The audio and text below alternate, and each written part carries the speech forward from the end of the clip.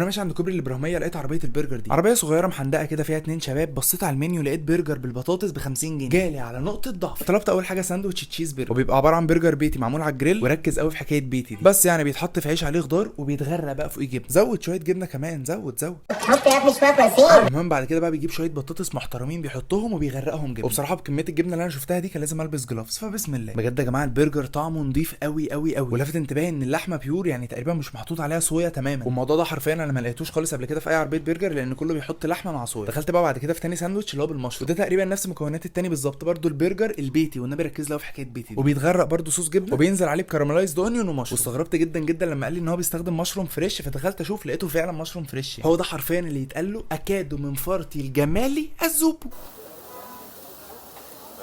حته ان السندوتش طري، العيش ده اصلا حلو، يعني العيش ده احسن من العيش اللي هو التاني اللي هو شبه بتاع ماكدونالدز ده اللي هو البان.